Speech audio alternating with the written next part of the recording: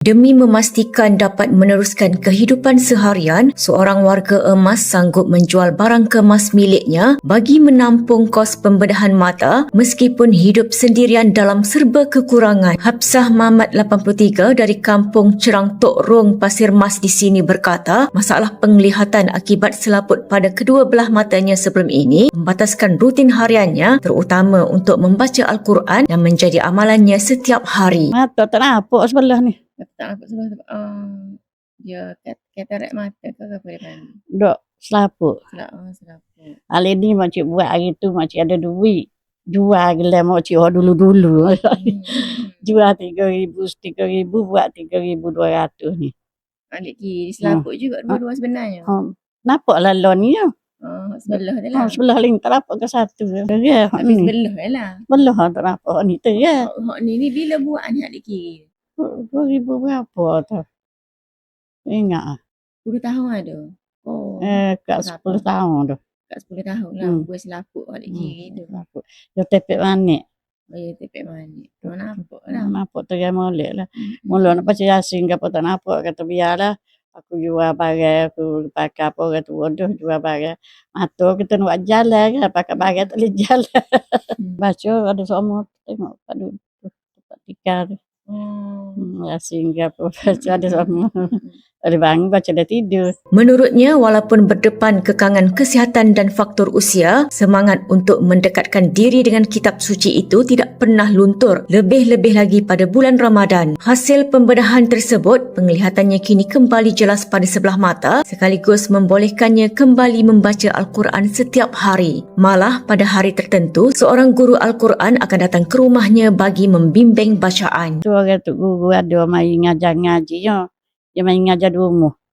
Namun dah ngaji tak habis-habis lagi orang tua kalau mbak. Dia ngajar di rumah kak. Kena bayar lah kat dia 20 riyal sebulan.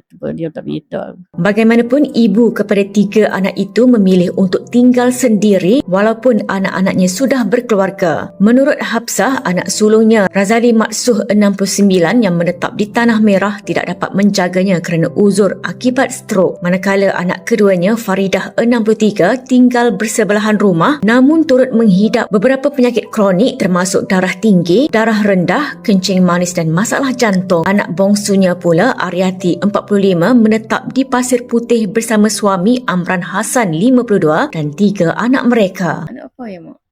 3.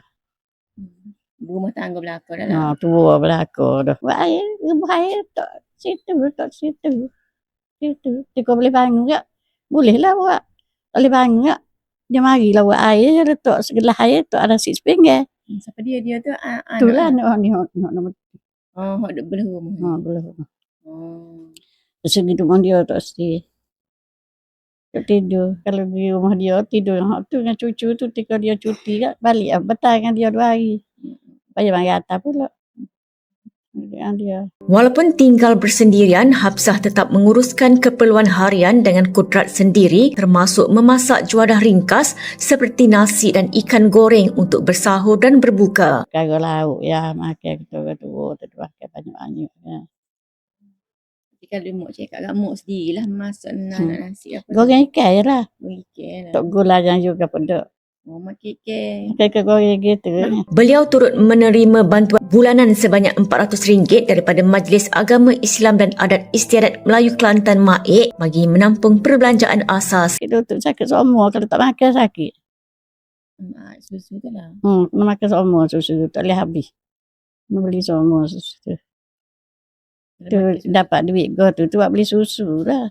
2 karung 110. Menurut Hapsah, cucunya yang kedua, Anis Armila Amran 20 yang kini melanjutkan pengajian di Kolej Politek Mara KPTM Kota Baru, turut pulang menjenguknya sekurang-kurangnya seminggu sekali. Mengimbau kehidupan lampau, Hapsah pernah merantau bekerja di Johor dan mahir menganyam saji sebagai sumber pendapatan sampingan. Namun masalah penglihatan menyebabkan beliau tidak lagi meneruskan kerja tersebut sejak 3 tahun lalu. Kini meskipun langkahnya tidak lagi segagah kisah dulu, ketabahan Hafsah menjadi inspirasi seorang warga emas yang terus berdikari mengisi hari-hari dengan ibadah dan tidak pernah berhenti berharap pada rahmat ilahi. Sementara itu, Koordinator Third Force Pasir Mah Zailah Syafiee yang turut mengunjungi Hafsah menyampaikan sumbangan orang ramai kepada Hafsah. Nik Nur Zakia Abdullah dan Jurukamera Izzatul Azma Sanusi, Berita iMedical TV.